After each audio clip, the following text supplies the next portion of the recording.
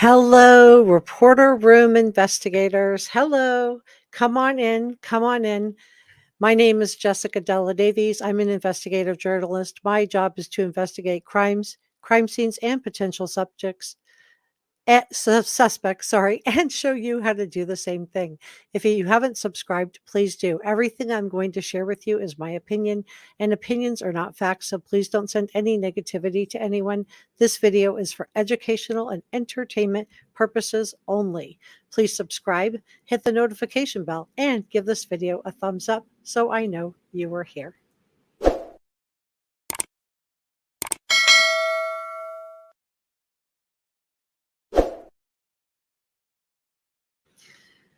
So, new investigators and home searched in the Sebastian Rogers case. We have new investigators entering the case, and the home is being searched again. So today we're going to be discussing the two additional private investigators hired by Seth Rogers. This is Sebastian Rogers' real father. 5 scenarios that seem most likely to have occurred. Katie Proudfoot's bizarre choice to move away, and what does this mean for the case? So let's start with the fact that Seth hired 2 private investigators to look into Sebastian's mysterious disappearance with a GoFundMe that he raised, and then he brought on 2 more investigators. Sebastian was last seen on Monday, February 26th, inside his stepfather and mother's home in Hendersonville, Tennessee, and he has been missing ever since. Come on in, come on in. Hey, Ren. Hi, Kimmy. Hi, Carol. Hi, Wicked. Energy Shots, Las Vegas. Micro Kimmy says, I'm seeing all these slamming Seth on certain channels. I feel uncomfortable. Yeah, I do too. Hey, Bob. Hi, Royal Blue. And Amelia's here. Energy Shots. Welcome, Energy Shots. Energy Shots is our brand new producer. And Jill. Jill, welcome. I don't think I've seen you before as a channel member. So I'm so happy that you're here and you have a check mark. So let's go ahead and get started. I have 4 packages. I've been working since yesterday on this case, and we have a lot of stuff to dig into, so we better get going. Say to whoever has my children that they please. We just hoping that he functioning autistic.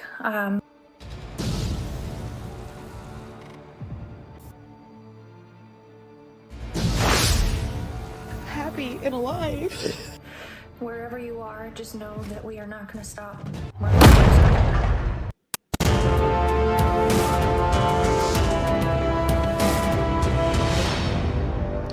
This is Reporter Room with Jessica Della Davies. Hello, Reporter Room investigators. My name is Jessica Della Davies. Okay, so I just do want to tell you guys to come in. Please share this on your socials. Help me out with the algorithm. Hit the thumbs up button and subscribe if you haven't already. We have new information. We have new investigators entering the case, and the home is being searched again. So Sebastian, as I shared with you, was last seen on Monday, February 26th, inside his parents' home in Hendersonville, Tennessee. Now, the Sumner County Sheriff, Sonny Weatherford, stated that he met with the 2 private investigators yesterday. That's April 16th at the time of this recording. And those investigators want to search again the area around Sebastian's home. Now, here is why. Apparently, bare footprints were found leading to the pond. And this is why they drained that one pond and only that one pond, because they found bare footprints leading to it. Now, I would assume that searchers would know what size shoe Sebastian wore. So was he out there in his bare feet? We think that he is, because Katie told us that he did not have his shoes on. We're going to talk more about Katie and Chris Proudfoot in just a second. So would Sebastian leave the house of his own free will in 30-degree weather without shoes or without a winter coat? I looked it up. According to AccuWeather, the temperature that night dropped down to 28 degrees. Statement analyst Peter Hyatt believes that based on some of the Chris Proudfoot statements, that Chris Proudfoot may have been ridiculing Sebastian's manhood in relation to pull-ups. Now, Sebastian is special needs, and so nobody should ever be belittling anyone. And this is Peter Hyatt's expert opinion as a statement analyst. However, Chris Proudfoot claims he wasn't at the home during the month of February. So would he even have been there to shame Sebastian at that time, a special needs teen, for wearing pull-ups? What do you think? Peter Hyatt sounds like he thinks Katie may have locked Sebastian out as a punishment, and then Sebastian ran away. Is this why Katie's account changed from her final interaction with Sebastian, where she originally stated that she put him to bed at 9 p.m., and he was telling her that he loves her, and then she added that she heard a thud at 10 p.m. Was the thud the door slamming? Does she know really what the thud was? And did she just decide that she wasn't going to do anything? She was just going to let him be out there and take his lumps. Had they had some kind of an argument that night? So is Katie Proudfoot embellishing her story to make it more palatable and sell the idea that maybe Sebastian ran away on his own accord, because we know she was talking to Chris Proudfoot during this time frame? So did the front door auto lock behind Sebastian? Was he lured out of the house by someone in their periphery? Or did she lock the door behind Sebastian? What do you think? Now, we've heard Chris Proudfoot was willing to give custody of Sebastian to Seth Rogers. Now Seth has shared that Chris told him that his marriage to Katie was having some issues and was on the rocks. This is allegedly, because it's coming third hand. So having a special needs child can put additional pressure on any marriage. But this statement raises alarm bells for a lot of you guys. So I'm not saying that Chris and Katie Proudfoot did anything to Sebastian, but there's something that we don't know. Today we're going to go through everything so we can try to figure out what it is. We're going to be talking about that time gap in Katie Proudfoot's account, not just the 6 p.m. to 9 p.m. time gap, but also that morning, that 6 a.m. when she said she went in to wake him up, to 6:38 when she didn't call law enforcement. Apparently Chris Proudfoot did, on not a 911 call, when she was apparently conferenced in. Was this to avoid being recorded? I don't know. But we're going to talk about gaps in her timeline in just a second. And we're going to go through what I think are the 5 strongest scenarios in this case. And I want you guys to weigh in and tell me which one you guys think is the most likely to have happened. Now, as I shared with you yesterday, Nick Bears, who's a journalist, shared that we're moving from a missing persons to an investigation. In this case, there is no criminal investigation as of the time of this recording, because they don't have any evidence of foul play. They don't have any physical evidence. There's no security footage. There's no eyewitnesses. They don't have Sebastian. But law enforcement also has not cleared anyone. So this flies in the face of what Chris Proudfoot was trying to say, that he had been cleared. That's my alarm to tell you guys that I'm going to be doing a Riley Strain update right after this live stream. I'm going to go live again as soon as we're done with all of this. But we have a lot of stuff to dig into. I have multiple packages and a video presentation. But let me say hello to chat, and then we're going to dig into all of this. Queen is here. Come on in. Hi, Olwen. Hello, Mike. Tell me where you're from. Anne says, so disappointed in Katie Proudfoot as a mother. How would you feel if he came home and you weren't there to greet him? So Anne says she thinks that Katie knows he's not coming home. Hey, Amanda. Come on in. Bring your questions. Tell me where you're from. Hi, Pincho. Paxton's. Hey, Bob, not familiar with this one, so I'll just sit and watch and learn from the best. Thank you, Bob. You're so kind. Hi, V. Hi, April. Hi, Ann. All right, well, come on in, guys. Energy Shots is back in the house. So happy that you're back. We miss you. It's great to see you guys. Bring your questions, guys. We have so much stuff to dig into. I have 1, 2, 3, 4, plus a video. So 5 packages. Yeah, please help me out with the YouTube algorithm. Hit the thumbs up button. Share this on your socials. Robin wants to know, do you think they will do any forensics this time? That's what we're hoping. I would like to see that house be luminoled from one end to the other, just to rule it out. Not because I'm saying that the Proudfoots did anything or that something happened inside the house, but just to let's rule it out. Let's just rule out all the possibilities, right? Hey, Jamwar. Hi, Anjaz. Yeah, luminol. Patricia's on that one. Jean says Chris Proudfoot's sister works for the sheriff's office and has longtime friends on the force. Corruption. They did bring in the FBI. Okay, so let me just share that with you. Let's go through that. Let me just show you. Okay, so here's now who's involved in the case. One, we have the Uvalde Foundation for Kids, and they say, this is like shocking. They say, I got to screenshot this because I couldn't believe it. We are now 100% convinced that the family of Sebastian Rogers knows far more than has been revealed publicly. We are also now equally convinced that recent developments indicate answers to be revealed soon. Bombshell. That is a bombshell. So let's go to the next one. Tennessee Bureau of Investigation, 11 missing children have been located in the Knoxville area following, and they also mentioned that they also mentioned in the same post Sebastian Rogers. And then finally, we have FBI Knoxville, and they say they're now in on the case because they have posted just a few hours ago. Please help us find Sebastian Rogers, 15, missing Monday, who was last seen February 26 in Henderson, Tennessee.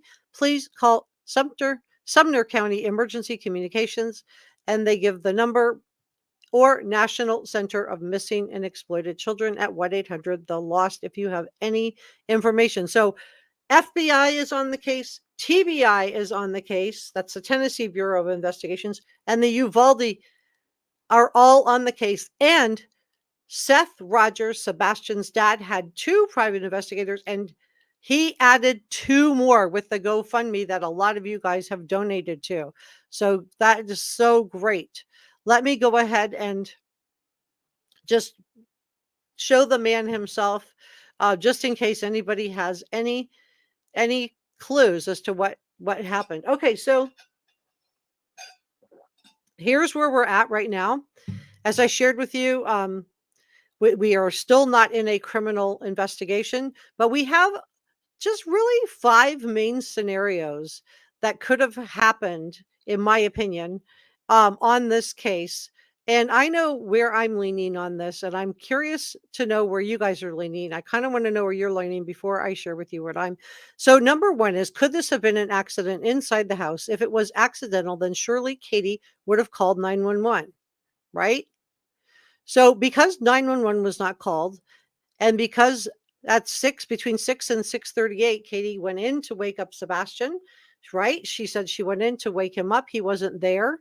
She got in the car. She was driving around, and law enforcement was called at 6:38. So where was Katie during that 30 or so minutes? Because the school that Sebastian attended is only about 3-4 minutes away. So even with traffic, let's say 5 minutes away at max. So to go there and come back, which is what she said she did, took 10 minutes. So where's the other 20 or so minutes? Where did they go? Was she driving up and down streets? Does law enforcement have her on CCTV camera? Because I think it's unlikely that it was an accident inside the house, because I think if that had happened, Katie would have just called 911. So 2, was it an intentional injury and then a cover-up? Okay, I am urging caution here because neither Katie or Chris or anyone has been charged with anything. So please consider that. So I do, along with a lot of you guys, wish that authorities would just go into the house and rule it out. And I'm glad that there's investigators back in, gonna research that area. Just let's rule the house out. Because I just find it strange that these 2 have moved away. I don't get it. I just don't get it.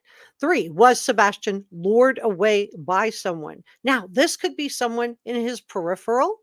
It could be family, it could be extended family, it could be acquaintances, it could be school, it could be church if they attended church, it could be somebody that interacted with his photographs on social media, even if he didn't share the photographs, right? It could have been somebody that, is friends with a family member that saw his photograph and lured him out of the house that night. Now, if this was just a regular kidnapping, like what we had in the Charlotte Senate case, then we would expect a ransom note. That has not materialized, but we know that young people are often abducted for more nefarious reasons. And for that reason, I do not think we can rule this possibility out. 4, Sebastian ran away or wandered away. Now, I think this is very possible. I think that if he was planning to run away, though, he would have worn a coat and worn at least one of his 3 pairs of shoes. But Katie Proudfoot tells us that none of the shoes were gone. They were all still in the house. Now, Michelle After Dark has an interesting theory that he ran away, tried to walk to school in the dark, and got lost because it does get quite rural there. She thinks he took a wrong turn off of one of the country roads. So I think it's very possible that he could have run away or walked out of the house. Maybe it was accidental or maybe it was intentional that he was locked out. I still wonder about that thud. Was that the door slamming? Does she know what the thud is? Because I think if he was planning ahead of time to run away, he would have worn his shoes. So it's more likely to me that he was out of the house intentionally or unintentionally and tried to go to the school. So I think it's possible that he didn't plan to leave the house and that he was locked out without shoes on or a coat. Now it's cold. It was cold. It went down to 28 degrees that night, according to AccuWeather. So that could be a big problem for such a thin, young teenager, special needs, doesn't have any extra meat on his bones in that kind of temperature without a coat or shoes on if he was barefooted. And then number 5, Seth Rogers was involved in his disappearance. Now, of the 3 caregivers, Chris Proudfoot, Katie Proudfoot, and Seth Rogers has the most rock solid alibi, in my opinion. He was at work. He works at Davison Prison. So he would have been seen on camera going in and coming out of work. He would have been seen by coworkers. He would have been seen by inmates. So I think it's unlikely that Seth has done anything. And I also think that of the 3, 2 have moved away and 1 just hired 2 more private investigators to look into everything. So I'm going to just kind of lean in there with, I don't think Seth had anything to do with it. If you feel differently, let me know why. I really want to know why you're thinking this. So let me tell you a little bit about the Uvalde Foundation, and then I want to dig into a whole lot more of this stuff. I have 1, 2, 3, 4, 5 packages to share with you. This is going to be just a quick overview of what Uvalde is. All right, so the Uvalde Foundation came out of the Sandy Hook tragedy, and it's a nonprofit charity organization. It's dedicated to changing cultural trajectories. So they do lots of things to keep kids safe. They have anti-bullying, performing arts programs, motivational speakers, internet watchdog groups to help prevent and report cyberbullying, and online school. I'm watching my words. They have scholarships. So it's a nonprofit organization. And I just wanted to tell you a little bit about who they were. And then I want to dig into this. Okay.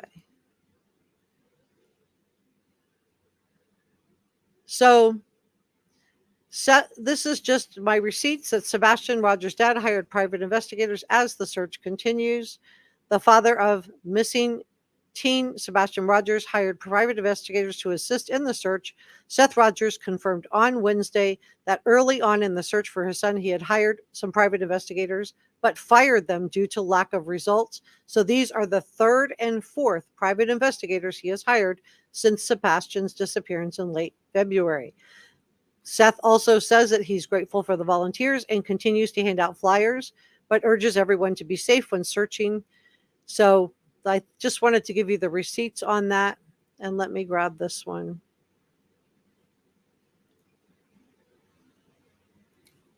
Stuff to dig into. Let me say hello to chat, and then we're going to keep digging. He is really cute. I agree. You guys are right. Charlie, I don't have the ability to add those in myself. And because I'm live, YouTube will add them in most likely once the live stream is finished. So I don't have the ability to do that. I've had people ask me that before, and I wish I could. I'm so sorry that I can't do more about that, but they will add them in. You can try also going to settings on your computer and hitting and tapping that and seeing if you can change the settings to add closed caption and see if that helps. Tarynda one says, I have a 16-year-old autistic son named Sebastian. Oh my gosh. Hi, Njaz. Njaz is one of our head mods along with Sixth Sense Amelia. Thank you to our mods, our subscribers, and our channel members. Dina Lynn says, I don't believe Chris Proudfoot was at work. Very interesting. I would like to know if he was there too. Because I don't consider that a rock solid alibi unless they have a camera right outside his camper that shows he didn't exit or leave. Because to me, it would be so easy to just have your phone, right? Have your phone and just leave it on with next to some music playing with Katie on the other line and call. But I'm not saying he did that, so don't come for me. This is just speculation. Thud is a lie. I'm wondering if the thud was that front door closing, you guys. And she doesn't want to say she heard the front door close, so she's just going to say she heard a thud. But you would know the sound of your front door closing. So that's one of the questions I would love for Katie to get asked on her polygraph is, what was the thud? Was it your front door closing? Do you know what the thud is? And then follow it up with a couple of yes or no's on what it could have been. Thanks, Kathy. S says, hey, S, I feel this case deeply. My little boy was, physically A by my ex. He has autism and he has leukemia at the time, which I never looked into. Not only did he coercively control me. Oh, I'm so sorry, S. I hope you guys are both safe now. Justice Jane says, missing Texas college student Caleb Harris has been missing for a month since he left his off-campus Corpus Christi housing. Yes, we are covering that case in my Facebook group. If you would like to go, it's Reporter Room, and you type in Reporter Room and Sebastian Rogers, and it should pop right up. I also have a link below. Yeah, we're covering Caleb's case in there, and I've been doing posts for him in there and on my Facebook. Linda says, I don't know. I think there's a lot we don't know, but praying he's found soon. Hey, Wicked. Nope, not today. Says, let the FBI take over, please. Yeah, they're on it now. They're in. I just showed you the receipts. Luckily, I'm a mother first, and I ran as soon as I could. And I bet you didn't leave your child behind either. I don't understand why they left the house. Patricia says there's no scent. I've heard differing things on that. I've heard that there were scent dogs, but there wasn't. But what I found out today that I thought was interesting was the bare footprints. That was something I had not heard until today. And I thought that was very, very interesting. And that's why, because I was wondering why that pond, right? Because there are lots of ponds in the area. So why drain that particular one? And it's because there were bare footprints leading up to that pond. Now, maybe he just went over to it and kept going. If it was him, it could have been somebody else out there with bare feet. But anyway, that's what I was talking about. Sandy saying no scent outside the home. And Jazz says hello. Hey, Pam. Hey, good. Glad you're here. I'm really glad you're here. Janine says Chris Proudfoot was at the home. He slipped in interview when asked Sebastian went out a window, and Chris Proudfoot said no window. We would have heard him. Tells me he was at the house and not out of town, as he said. Wow. Maybe this is why he didn't want to take a polygraph. Everything that we're all sharing is just our opinion, though. Mimi says, I've always thought her whole story was made up. She could have said anything without proof of any of it. DM says, I'm baffled, praying Sebastian is found safe and soon. Mary, no place like home, says they should search the house again. People have gotten trapped in weird places in their homes for months and years. Yeah. And in and around too, right? There's all the construction that's going on around there. I think it's really good that we have new investigators coming in with fresh eyes, and they're going to start at the house and work their way out. That's exactly what needs to happen. And now we have the FBI involved and the TBI involved. So hopefully we will have a break in this case in the next day or so. Thanks, Enjaz. This is Enjaz. She and Amelia are both our head mods. Nope, not today. Says, please like this video and support the channel. Yes, please do. Thank you. Linda says, Isla McCullough, 15, missing Lafayette, Tennessee, praying she is found safe. Thanks for that, Linda. Wendy says, why would she wake him up at 6 if the bus comes at 6:11? That's such a great question. And that's, where I want to talk about that timeline, right? Because that's the timeline. We have this gap from when they got home from the Texas Roadhouse, right? Till he went to bed at 9 p.m., where she says he was playing in his room and took out trash. Where was she? What was she doing? And then she hears a thud at 10 p.m.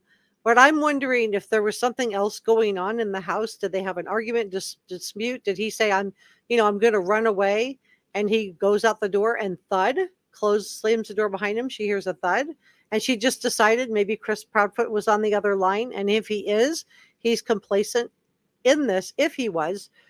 But if he was urging her just to let him go, let him take his lumps, he'll learn the hard way. And they just left him out there with bare feet in that cold weather without a coat.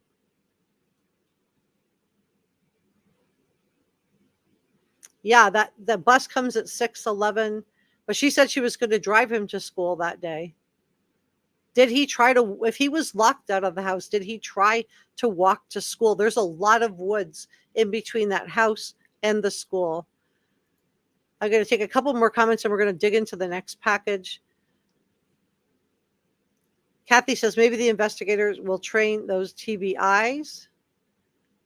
I think we're in really good shape, you guys, with the TBI coming in. I really do think we have, a lot of really good people coming into this case. The FBI is involved. The TBI is involved. Wow, Mike, thank you so much for the super sticker. Thank you so much. I am putting that toward a new computer. Carrie says, I think this was pre-planned foul play by Chris Proudfoot and Katie Proudfoot. If he walked away, then they would have found him in 50 days. Yeah, fair point. Hey, Cirrus. All right, well, drop me your comments, you guys. Let me dig into this next package because we have so much stuff to dig into. Let me grab this one, and I still have a whole video to play for you guys. But let me dig into this next. And after this, we're doing the Riley Strain case right after we're doing updates because there's been new updates in that case too. So can you guys see this okay? I'm just checking because the other day I went and talked about something I thought I was showing people and I didn't have it up on the screen. All right. So News 2 has confirmed that Seth, this is biological father. I just wish they'd say real dad, but I guess they want to be politically correct, which, is nice for all the good stepdads that are out there. The biological father of missing teenager Sebastian Rogers has hired 2 private investigators to look into his son's disappearance.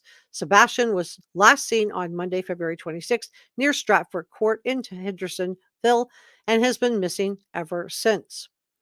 Sumner County Sheriff Sonny Weatherford told News 2, and that's my source on this, WKRN News 2. He briefly met with investigators on Tuesday, April 16th. So these are the 2 new investigators that Seth Rogers has hired with the GoFundMe money. I'm assuming that's how he's paying for it. The investigators reportedly want to research some of the area around Sebastian's home. Now, they're talking about Katie and Chris Proudfoot's home here. So, authorities covered miles and miles of land while searching for the missing teen in the days and weeks after he went missing. However, repeated search attempts have not turned up any new leads in what happened. And I think Carrie's right. She said that she thought it was weird that after 50 days they found absolutely nothing. I think it's really weird that the stepfather and mother have moved out. If you were expecting your child to turn up or be found, I would think you would want to be at home. The search for Sebastian took investigators as far north as a landfill in southern Kentucky, where the trash in Sebastian Hendersonville's neighborhood reportedly goes after being picked up. Nothing was found during that search. Now, they searched that landfill because the trash guys, the garbage guys, garbage men, said that the trash felt heavier than normal when they picked it up. Now, Sebastian's father, Seth, has organized searches himself, going as far west as western Tennessee. So let's do a quick description, because if anybody does know anything, law enforcement is asking for all of your video camera footage, not just from 9 p.m. onward, like they were originally asking on the February 26th into the wee hours of February 27th. They're asking now for all your footage of the whole day before. They probably want to see, was anybody lurking around the house? Was anybody in the neighborhood that didn't belong there? Was anybody circling the house? Maybe somebody lured him out. Sebastian is 5 foot 5 inches tall. He weighs 120 pounds. He has dirty blonde hair. He was last seen on Monday, February 26th, wearing a black sweatshirt, black sweatpants. This is according to the TBI, who is now on the case. Amber Alert was issued. TBI, which is the Tennessee Bureau of Investigations, issued an endangered child alert for Sebastian on the morning of February 26th as multiple agencies took to the area searching for Sebastian. Based on additional investigative information developed during the search, the TBI issued an Amber Alert for Sebastian on the afternoon of February 27th. An Amber Alert is issued when there is a reasonable belief by law enforcement that an abduction has occurred and the child is in imminent danger of serious bodily injury or worse. I'm watching my words. So they are considering the fact that this could be an abduction, and I think we need to keep that also on our list of could be. This could be something that happened. Let me add this fine young man back into this, and let's go dig into your questions, and then we're going to dig into this video which I made for you guys. Okay.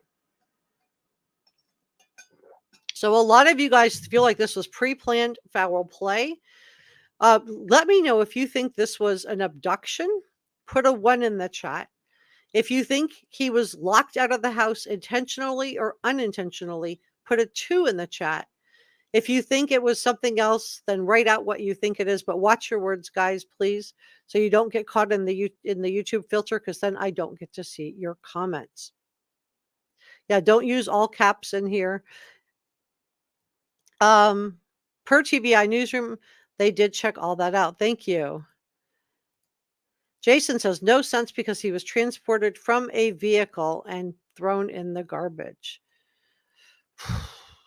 I'm worried about this too. That somebody could have lured him out of the house, or that he was somehow transported out. Sicilian Queen says, I doubt he would try to go to school without shoes in his night clothes. That's a great point. Would he have tried? But if he was locked out of the house and she wasn't answering because she was on the phone talking to Chris and not paying attention, she said she heard a thud at 10 p.m. Was that him leaving the house? Was that door slamming? That would make a thud, right? Is that what she's describing? But you would know that it was your door. You wouldn't just think it was a random thud. Or did she adjust that story to sell the idea that somebody lured him out of the house? Or did somebody lure him out of the house? Kathy says he would have froze to death before they even would have ever found him. He went out like that.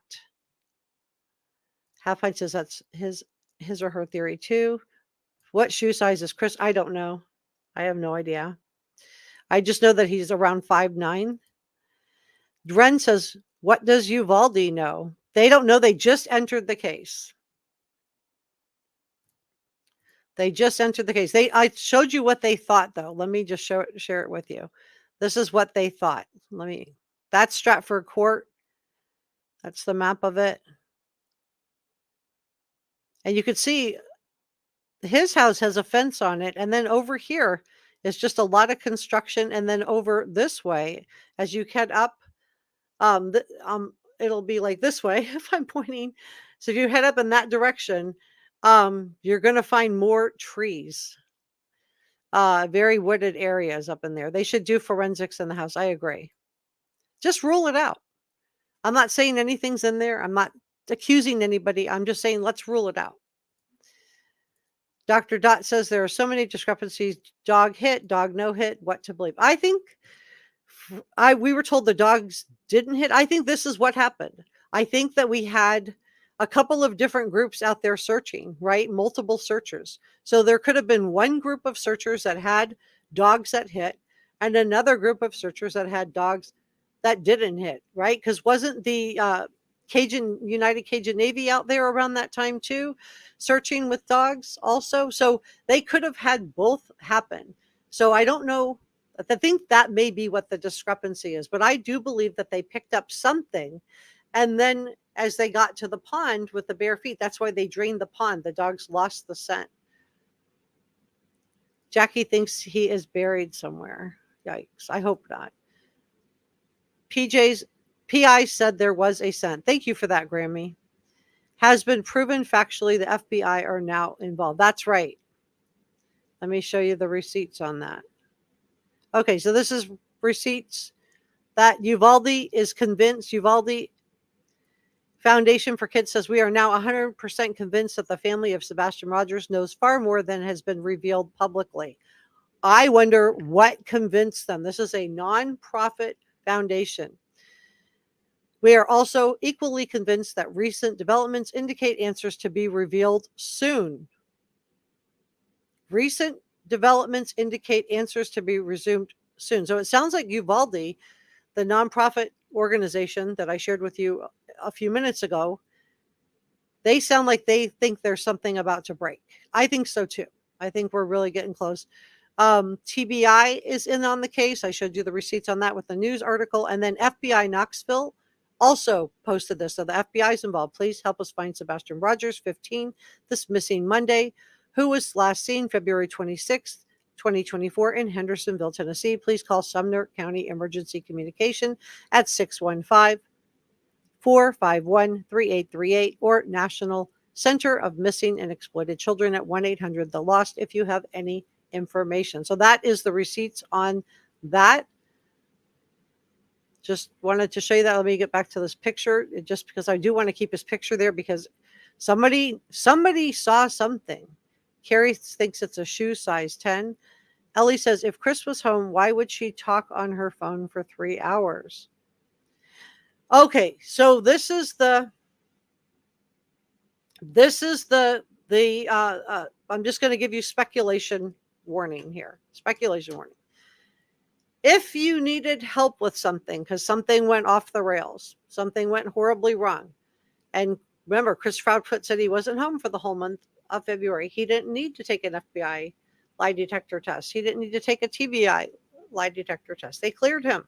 And then Nancy Grace said, would you? And he said, yes, I would, name the time, place, place. And then he didn't show up. Then he claimed he took the test.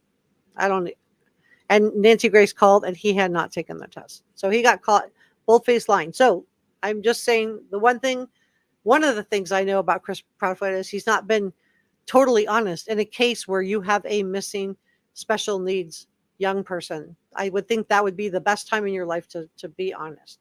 But there could be something benign for him not being honest there. But let's just say you're 3 hours away and you needed to get home, but you needed an alibi and your spouse works in an area that knows about security and GPS, right? Your spouse works in that area. So what would you do?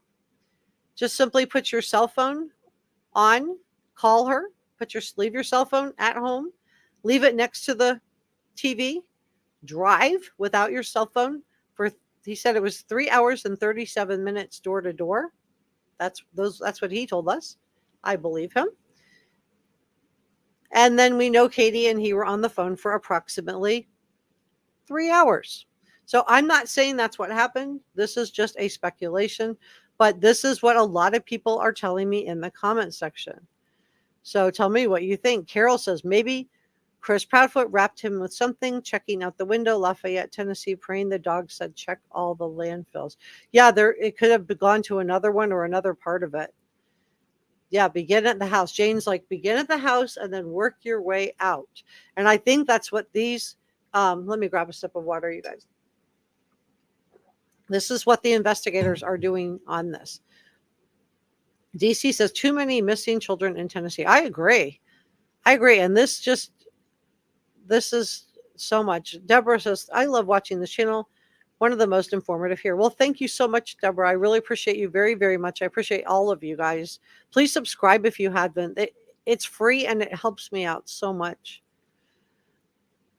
Gail doesn't trust the TBI. Well, Gail, I don't know.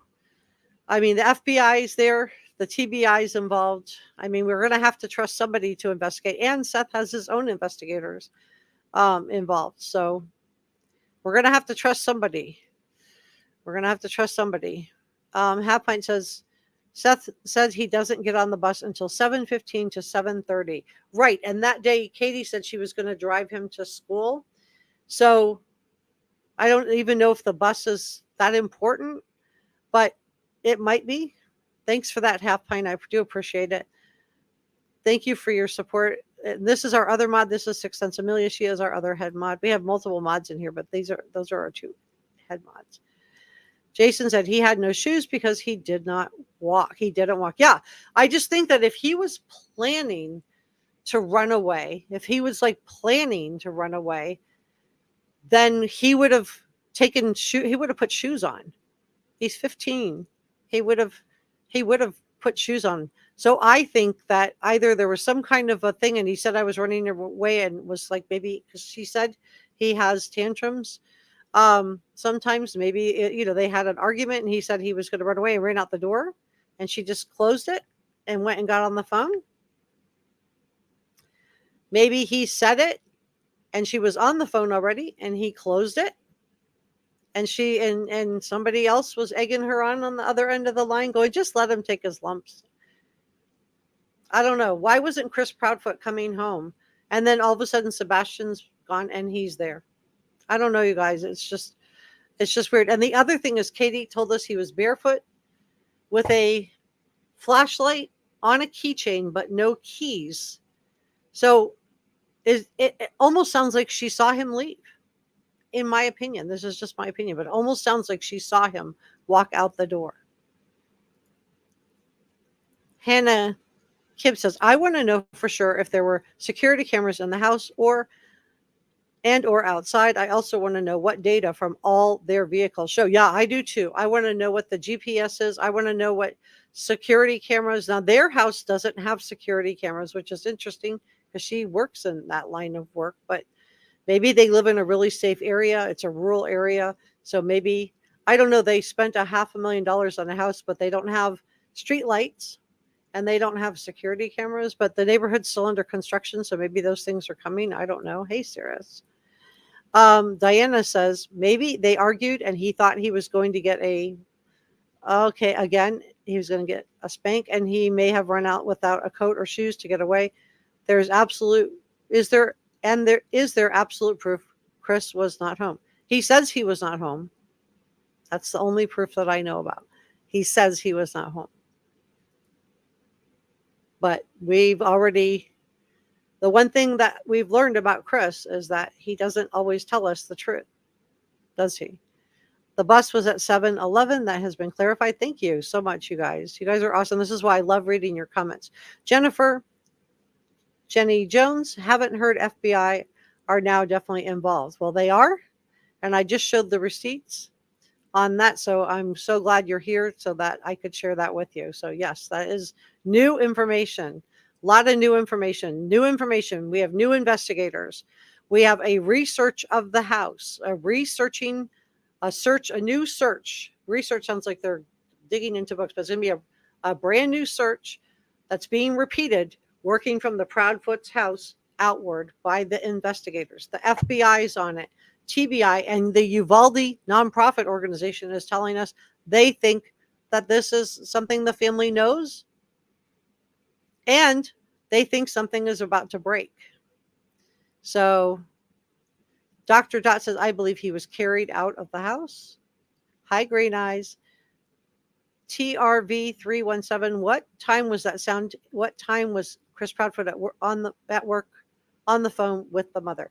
So they were on the phone from around a little past 9. We don't have exact time. We just know they were on the phone around 3 hours after Sebastian went to bed. We know he went to bed at 9 p.m. And then she heard a thud. She added this later. She heard a thud at 10 p.m. Now, maybe she was worried somebody picked up Sebastian on camera and that he was going to be shown going out of the house. Maybe she really did hear a thud. I don't know. Thank you, Brother Mike. Yeah. S says, the devil is always in the details. This woman knows more than she's allowing her maternal instincts to let it out. Guadalupe, hey, good to see you. Says, watch again when Chris is asked by Nancy Grace if he ever came back home since he left on February. He did the same as when he was asked if they had a lie detector test, the same way that he answered. So it sounds like you think he was lying about that. Wow.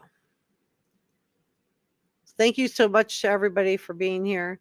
Carol says, why wouldn't they go call his dad from some? Yeah, right. And then when instead of just calling his dad and announcing that he's gone, wouldn't you call? First of all, Chris Proudfoot had to call, not Katie. Why wouldn't you call and ask if he was with Seth? That would be, if I had somebody missing to the point where I was going to call the police, one of the things I would be doing for sure would be contacting my baby's daddy, right? I would be contacting my child's parent, the person I'm co-parenting with. And I would want to know, hey, is he by any chance with you? But that didn't happen. That did not happen. Thank you so much, Allison, for the $4.99 super chat. I'm saving for a new computer because mine is starting to make some funny noises. I blow through computers about every year and a half because of how much editing I do on these. Allison says, no mention of Katie Proudfoot having him taking his flashlight until after the leaked flashlight trash truck video was leaked. So you think that, well, he didn't take his flashlight until after the leaked flashlight trash truck video was leaked. So do you think, and was that around the same time too that we first heard about this door closing, this thud, which I think, in my opinion, was the front door? I think she knows what the thud was. What do you think, you guys? Melissa says, when somebody went missing in my neighborhood, all of the neighbors had to give our Ring doorbell footage, and without that, law enforcement actually subpoenaed our doorbell footage. We found the missing person. That's what needs to happen. We need to have cell phone dumps. And now that the FBI and TBI are involved, we have more manpower on the case. I feel so much better about it. And this is thanks to you guys. You guys have done such a good job of keeping this little man. Let me not cover his face. Hold on one second, Jason. This little man right here. This little man right here. You guys have done such a good job of keeping this little man in the forefront that law enforcement's going to look for him. They're going to look for him. Jason says the FBI will probably start by doing forensics in the house and the cars. Yeah. I hope so. And they need to luminol the house. Just rule it out. Let's just rule it out. It's probably nothing, but let's just rule it out. Adis Perez says the scratches on Chris's arms could be from tree branches or bushes. It's sad to think about Sebastian living with Chris, who thinks of Sebastian that way. I don't know how Sebastian thought of him, but I do think that we have a stepfather that we know has a history, not a good history, with child protective services. And that was the stepfather. And I can't even imagine how hard it would have been for this special needs little man to be with someone who was just so, I'm going to say, caustic, in my opinion. I just feel like he's very combative. He likes to argue, and he likes it. He literally enjoys it. My grandfather would have said he was ornery. That was the word he would have used for him. Ornery. He's ornery. Araya says, talking on the phone for 3 hours. I don't believe it. Lovett says, I believe there was an accident in the home, and by the time Katie Proudfoot went to check on him, it was too late. She panicked, freaked out, checked, and got Chris Proudfoot to help. The thing is, why not call 911? Unless there's something else going on. Because it just seems like if it was just an accident, you could just call 911. And that's where I don't know, maybe I'm putting too much stock in Peter Hyatt, but he was the statement analyst. For those of you who don't know who Peter Hyatt was, he's an expert statement analysis. He works with analysts. He works with law enforcement. He worked on the Maddie McCann case on the Richard D. Hall series. Richard D. Hall did a documentary series on Madeleine McCann, and he came over from Scotland and he interviewed this guy. He interviewed Peter Hyatt for his series, and you can see that. And he did. That's the first time I ever got a look-see as to who Peter Hyatt was, and really got to know what statement analysis can do. And he analyzed one of the first things, and he said that, and he had so much to say on the Sebastian Rogers case. Let me pull him up really quick, because some of you guys may not know what in the heck I'm talking about. Some of you guys do. But I'm just going to pull them up real quick and share this with you really quick. It will only take a minute, and it's definitely worth your time. Okay. Let me see. I need to share this way.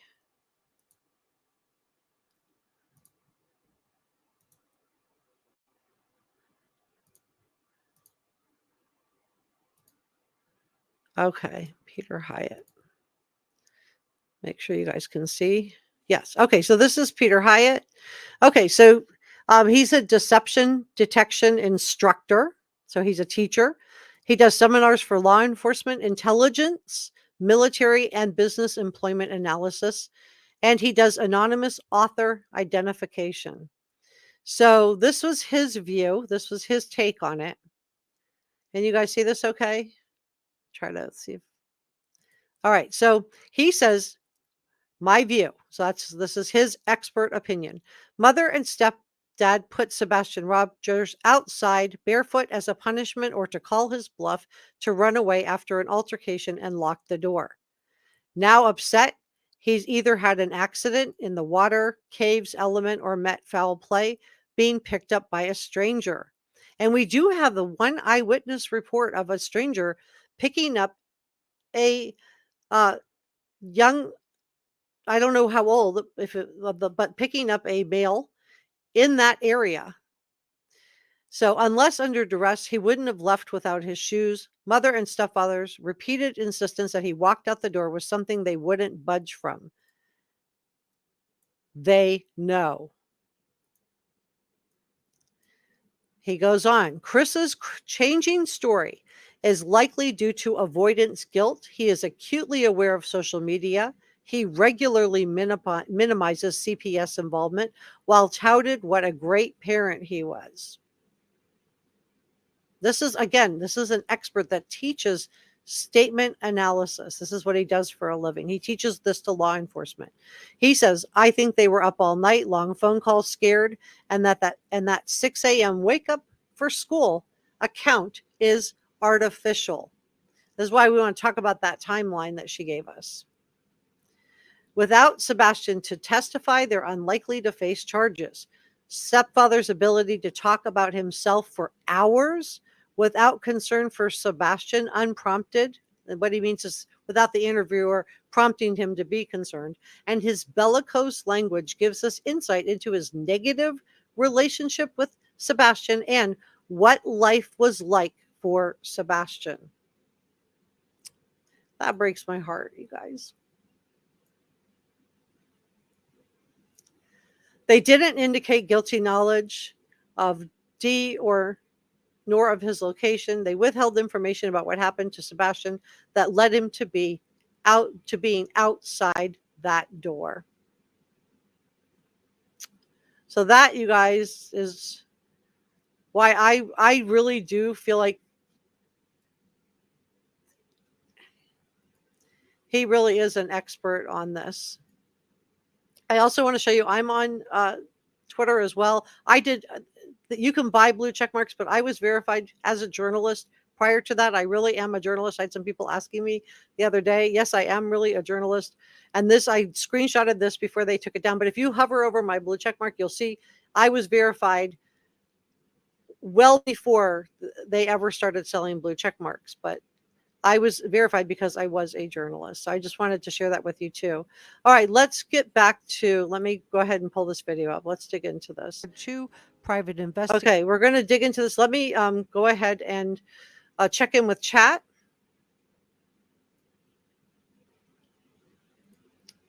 Ren says, I question everything that Chris Proudfoot and Katie Proudfoot have said so far.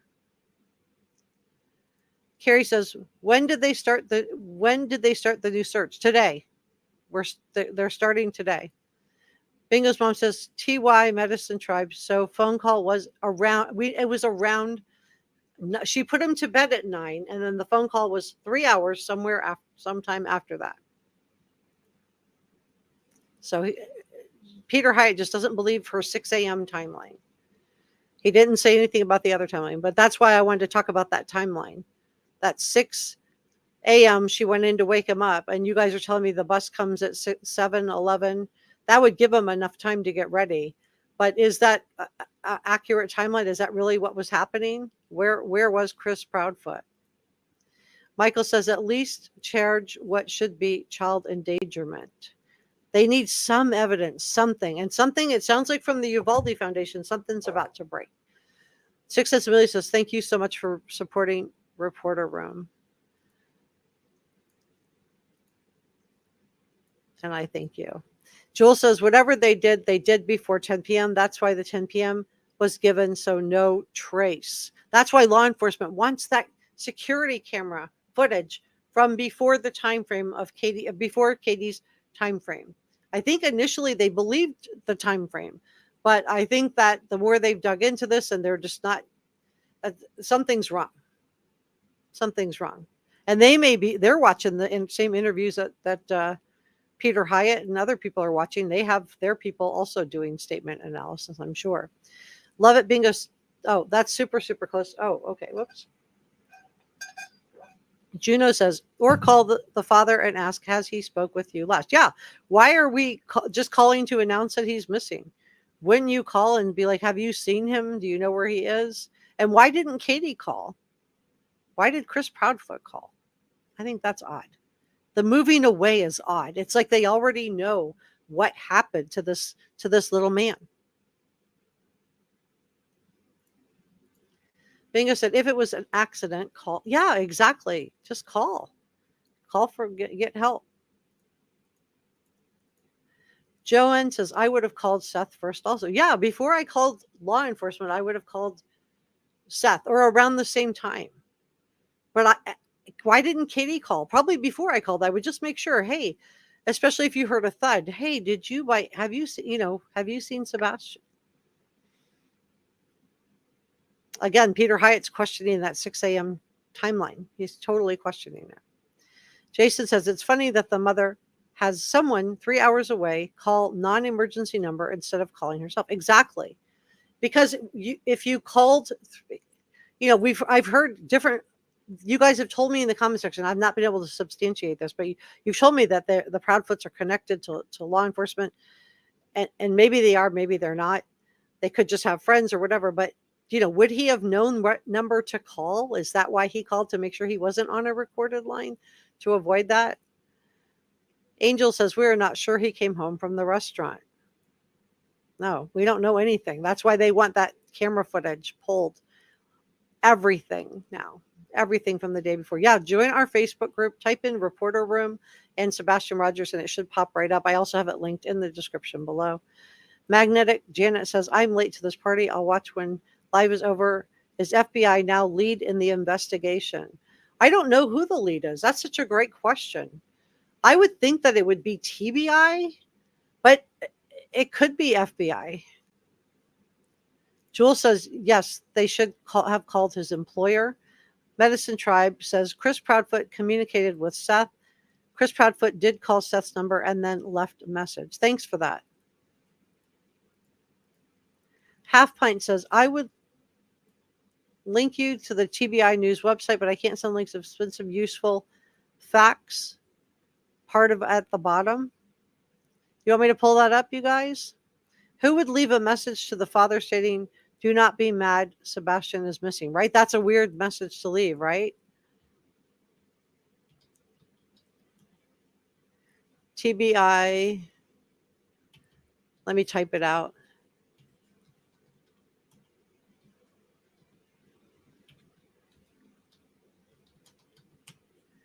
Okay. All right, I'm on it. All right, let me share this one.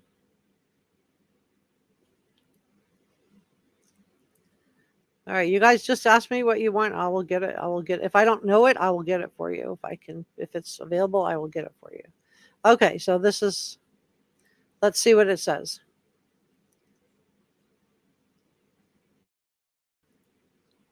Can you guys see it okay? I'm just going to go back and double check. Make sure I'm sharing the right thing. I am not. Now I am. Okay. All right, so this is TBI.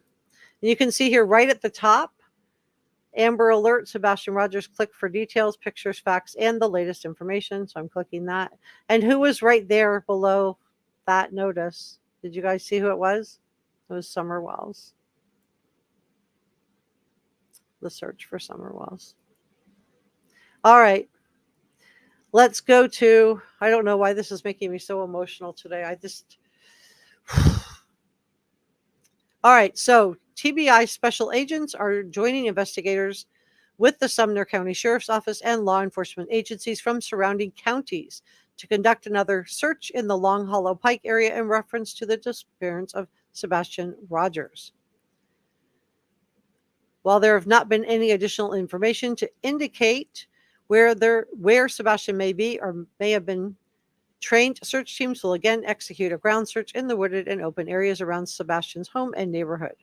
Additionally, we have been made aware that an altered version of the official TBI Amber Alert poster has been made and is being circulated throughout social media, indicating that this new poster has been verified. Please be aware that a lot of false information is being posted through multiple social media channels. The poster our agency has developed is using it below. So this is the one that everybody should be using.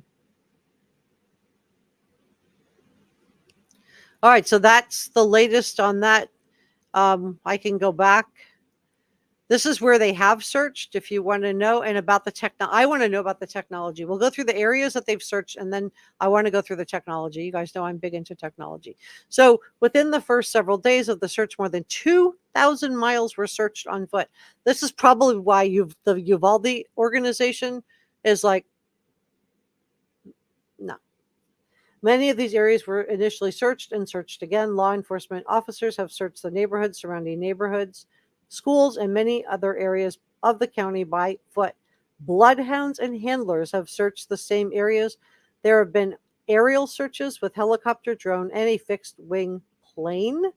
These aerial searches have been conducted on multiple days and multiple nights using thermal imaging and technology. Sebastian's residence, the yard, the house, the vehicles have all been searched multiple times. Thank you who directed us to this site, because this is answering a couple questions that you guys had. You want to know if the house and the vehicles had been searched. It sounds like they have now. I don't know if that includes GPS or not. I don't know if they need a warrant for that or if parents offered it. The neighborhood where Sebastian lives has been canvassed. Neighbors' houses have been searched. Sebastian is autistic, and his family says he is drawn to water. Pools in the neighborhood were searched. Dive teams were brought in, and bodies of water around the neighborhood and beyond that area were searched, including caves. All right, let's talk about technology because we want to know about the cell phones. Many neighbors and businesses have provided video from the home and business surveillance systems. We are grateful for that cooperation. The video has been collected and from the beginning of the investigation has been analyzed and enhanced where possible by tech experts with the TBI, FBI, and Secret Service. To date, nothing gathered from these video systems has been determined to be significant. I think that's really wild too. Like nothing has been gathered has been significant. We do caution surveillance video being shared in the public may have been misinterpreted or misidentified or not shown in its entirety. And I think they're referring on that to the lights and the trash truck where it's been misinterpreted and misidentified as to what was what. It has been determined that it does not hold any evidentiary significance to the investigation. So that's the end on that one. Kaput. Okay, so let's go into the next little part here. Let me pull this up a little bit higher. Numerous search warrants have been executed. Cell phone data has been analyzed, and any other available digital evidence has been collected, searched, and documented. Information was collected from Sebastian's gaming system, and that has been analyzed with help from the FBI. Wow. So it does sound like TBI has lead here. The vehicles that were placed in the area at or around the time of Sebastian's disappearance have been accounted for. The videos and all the electronic evidence has already been reviewed. It is often also being reinvestigated. So this is what they're asking. They want to know, they are continuing to ask in the area, if you are searching, to keep an eye on your property to see if anything was moved or displaced. Is this a place where a child or teen could have hidden? If you have property that has ledges or holes or a teenager might find interesting that you can't search yourself, please contact the tip line and we will have someone check it out for you. If you know Sebastian and have information about him, what he likes, how he acts, that you think could be relevant, let us know. And this is their tip line. I have it rolling down below too. It's you're going to 1-800-TBI-FIND.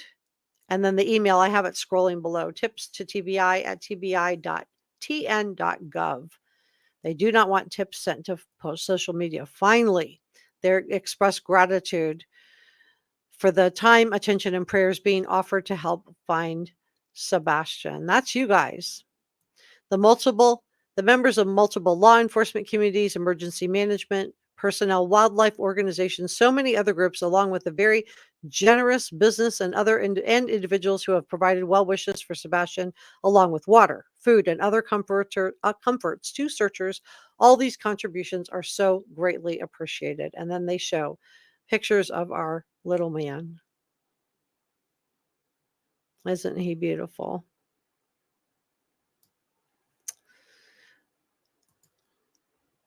All right. Look into Sebastian's mysterious disappearance. Let me go back to the image of our little man. Okay, I just want to keep his picture up there. Let me check in with chat, and then we're going to we're going to go through this video together. Okay, Betty, hey. No security cameras when Katie is alone with a young man the majority of the time. Hard to believe. Maybe it's just a really super safe area. I don't know. A lot of people have thought it was kind of odd. Magnet, yeah, please. I always forget to, I get really engrossed in doing the live streams with you guys. I always forget to ask, but yeah, please subscribe. I have 1,600 people watching. If you guys would subscribe, it would help so much with Reporter Room. It's free and it helps me out a lot. Come join me in the top chat. Bring your questions, bring your comments. You guys have the best comments. We have the smartest viewers. We have critical thinkers on this channel. people who like to have all the information so they can decide for themselves what they think is going on or what is happening. Pam says, just pray it's not too late. Yeah, I'm worried about that too, Pam. I think that's why I felt a little choked up today. Well, I think it's a valid concern. Jewel says, why didn't they call Seth's employer to get a hold of him right away? Yeah, that, I don't get it. I don't get a lot of the choices that they've made.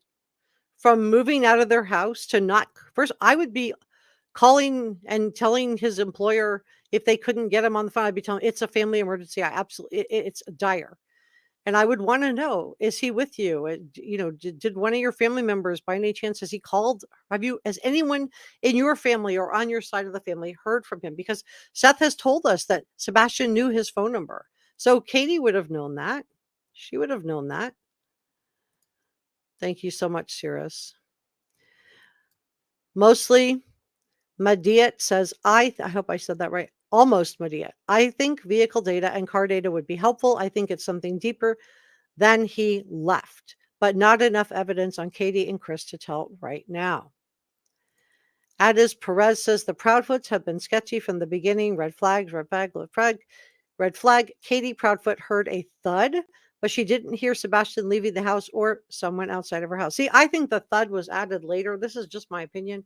I think she knows what it was. I think it was the front door.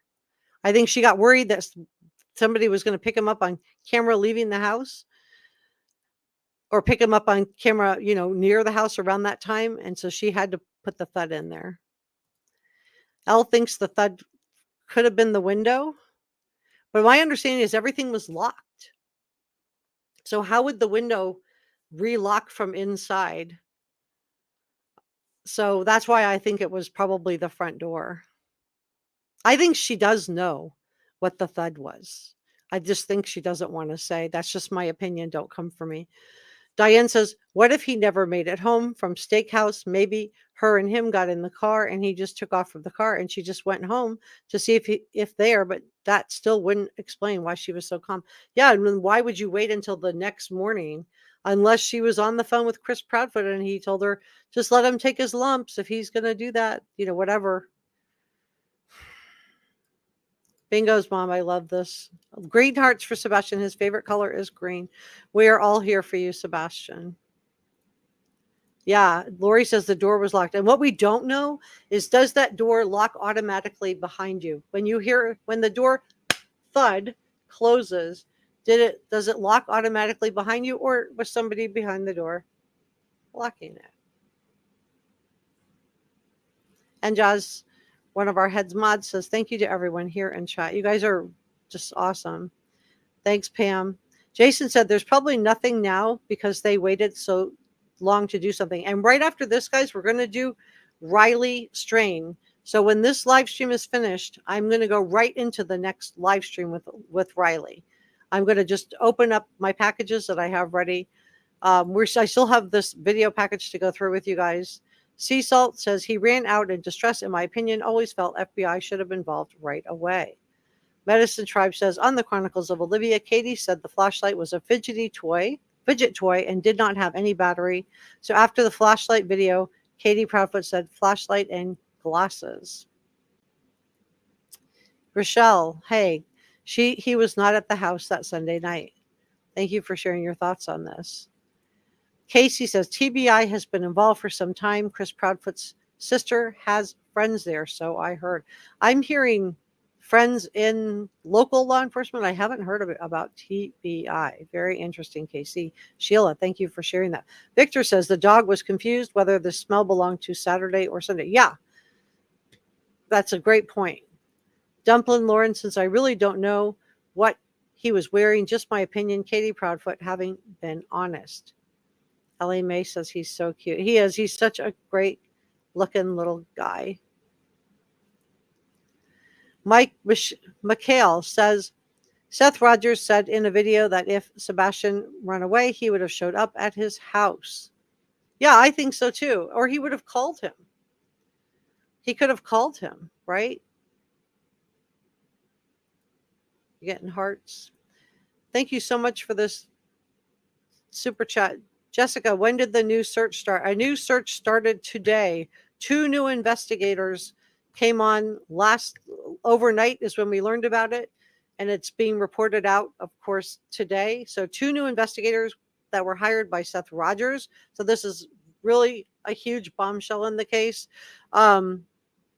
This is from, I'm sure, the money that he got from the GoFundMe. So he is using it to I know some people wanted him to put it toward a billboard. But if you only have 2 private investigators can eat up a lot of funds really fast. We're talking about hundreds of dollars an hour per person. So plus expenses. So if I had the choice of putting up a billboard or paying for investigators, I would put it toward the investigators. That would be my choice also. Because a billboard, so I know some people were upset he didn't want to chip in on the billboard, but he is using it for the investigators. So yeah, great question, Carrie. Thank you so much also for the super chat. I really appreciate it. Let me just do a quick super sticker thank you to everybody.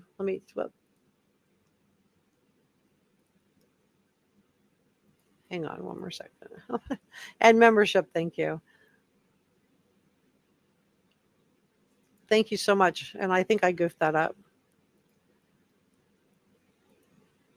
Let me just do it one more time. Okay, super sick. And the bottom one is Mama Shell 13. Thank you guys. And then thank you for your gifted channel memberships. And Jazz Hush Pop and Jazz and Jen J. If I've missed anybody, let me know. And we're going to do channel members in a second. Let's dig into this video. Let me back it up. We're going to watch. I'd like to say to whoever has my children that they please. We just wanted to eat. Functioning autistic.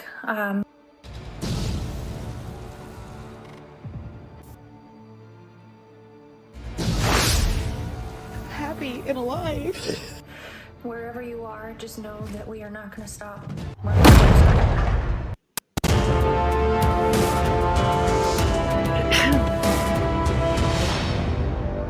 This is Reporter Room with Jessica Della Davies. Hello, Reporter Room investigators. My name is Jessica Della Davies. I'm an investigative journalist. My job is to investigate crimes, potential suspects, and criminals, and show you how to consider suspects, crime scenes, and evidence. Everything I'm sharing with you is my opinion, and this video is for educational and entertainment purposes only. Please subscribe, hit the notification bell, and give this video a thumbs up. So today we're going to be talking about the 2 new private investigators hired by Seth Rogers. Seth is Sebastian's biological dad. We're also going to be discussing 5 scenarios that seem to be the most likely of what actually happened to Sebastian. We're going to talk about Katie Proudfoot's bizarre choice to move away from their Hendersonville home while her son was missing. So we have a lot of stuff to dig into. Let's get started. Seth hired 2 private investigators to look into Sebastian's mysterious disappearance. These are 2 more in addition. And Sebastian was last seen on Monday, February 26th, inside his parents' home near Stratford Court in Hendersonville, Tennessee. And he has been missing ever since. Now, the Sumner County Sheriff, Sonny Weatherford, stated that he met with the 2 private investigators on April the 16th. Now, these 2 investigators want to re-canvass or research the area around the Proudfoot's home. Apparently, bare footprints were found leading to the pond that was then drained. So this is why authorities drained that particular pond. Now, did Sebastian leave the house after an argument with his mom, Katie, or did they argue earlier that evening? And would Sebastian have walked out the door in 30-degree weather, give or take a few degrees, without his shoes on and without a winter coat? Now, statement analyst Peter Hyatt, based on some of the Proudfoot statements, claims that Chris Proudfoot may have been ridiculing Sebastian's manhood in relation to the fact that Sebastian was wearing pull-ups while he was living with the Proudfoots. However, Chris Proudfoot claims he wasn't home at all during the month of February. So would he have been there to even shame Sebastian a special needs teen for wearing pull-ups. Peter Hyatt also sounds like he thinks that Katie may have locked Sebastian out as a punishment and then Sebastian ran away. Is this why Katie's account changed from her last interaction with Sebastian, which was putting him to bed at 9 p.m. and him telling her that he loves her? But later she adds on that she heard a thud at 10 p.m. Was Katie embellishing her story to make it more palatable and to sell the idea that maybe Sebastian ran away of his own accord? Did the door auto-lock behind Sebastian, or did Katie possibly lock the door behind Sebastian? What do you think? So we've heard that Chris Proudfoot was willing to give over custody of Sebastian to his biological father, Seth Rogers. Now, Seth has shared that Chris told him that his marriage to Katie was having some issues, was on the rocks. Now, this is all alleged. So having a special needs child can put extra pressure on any marriage, but this statement also raises alarms. Now, I'm not saying that Katie or Chris Proudfoot did anything to Sebastian, but it does make me wonder if there could have been some type of argument or accident. What do you think? So let's talk about the time gap in Katie Proudfoot's account. Then I want to go through 5 important scenarios in this case. So we know that they went to dinner at the Texas Roadhouse that day and that it was the last public sighting of Sebastian. Now, Katie has claimed that Sebastian went to bed at 9 p.m. and somewhere in this 3-hour timeline, Sebastian took out the trash. Seth said he looked at the footage of the trash. He could not identify that this was for sure Sebastian. So many, as I shared with you in a prior video, Nick Bears said that we're moving from a missing person case into an investigation on this case. There is not a criminal investigation open as of right now because law enforcement doesn't have any evidence of foul play, no security footage, no physical evidence, no eyewitnesses. They don't have Sebastian, but they also have stated that they have not cleared anyone. Now, according to the district attorney, Ray Whitley, this is not a criminal investigation at this time. Let's talk about the 5 biggest theories on this case and either rule them in or rule them out. Theory 1, could this have been an accident inside the home? If this was simply an accident, then surely Katie would have simply called 911. Therefore, it seems unlikely that it was an accident inside the home. What do you think? Number 2, it was an intentional injury and then a cover-up. I'm urging caution here because neither Katie or Chris have been charged with anything. 3, was Sebastian lured away by someone in their periphery? Now, this could be somebody that's family, extended family, acquaintances, social media acquaintances. Did someone become fixated on Sebastian and lure him away? If this was simply a kidnapping, then we would expect a ransom note. However, we know that often young people are abducted for more nefarious reasons, and I don't think we can rule this possibility out just yet. 4, Sebastian ran away or wandered away. I think this is very possible. I think that if he was planning to run away, though, he would have worn one of his 3 pairs of shoes. Now, Michelle After Dark had a very interesting theory that he ran away and tried to walk to his school in the dark and got lost. She thought maybe he had an extra pair of old shoes stashed away somewhere, and this is very possible. I think it's very possible that Sebastian did run away or walk away. I think that it could have been an accidental or intentional locking him out of the house. And I think that if he was planning to run away, he would have worn shoes just based on the temperature that night, and also that Seth has told us that he was afraid of red fire ants and always wore shoes outside. So it's likely that if he was going out of the house intentionally, that he would have had his shoes on. I don't think Sebastian planned to run away because he didn't have his coat or shoes. So did he accidentally lock himself out of the house, hence the thud sound that Katie heard around 10? Did he tell Katie he was going to run away and Katie just called his bluff? I don't know. What do you guys think? Theory 5 is that Seth Rogers was somehow involved in Sebastian's disappearance. Now, of the 3 parents, step-parents, Chris Proudfoot, Katie Proudfoot, and Seth Rogers has the most rock-solid alibi, in my opinion. He was at work. He works at Davidson Prison. He would have been seen on camera going in and leaving from work. I think it's almost impossible for Seth to have been involved. Now, thank you, Brannigan. According to AccuWeather, it got as low as 28 degrees on Sunday and warmed up on Monday. So is it possible that Sebastian was locked out in this cold weather? Could he have fallen asleep and succumbed to hypothermia? Let me know what you think about all of this in the comment section below. Subscribe and thank you for watching. So that's a lot of stuff. Let me get a picture of our little man here. There he is. And his blanket. The only one so yeah, you guys have some excellent theories. Well, guys, we're going to go right into the Riley strain. I'm going to end it here. Thank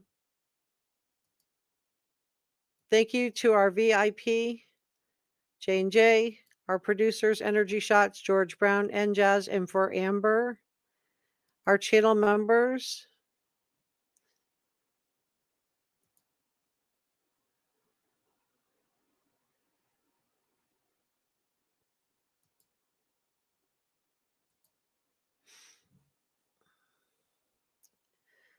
And if you want to have your name show up here, the channel member button is right next to the join button. It's you get a check mark by your name in the chat, and your name shows up in all my live streams and videos. But subscribing helps a lot too. And it's free. So thank you to all your super stickers, PayPal, thanks, gratitude. This is over the last few weeks. This isn't just from today. I haven't done today's yet, but I am saving for a new computer. I blow through them really quick. So please keep pushing this little man's image out there. Keep posting those green hearts. And I will see you hopefully in a couple minutes. We're about to start Riley's strain. I'm going to hop out here and hop into the other one.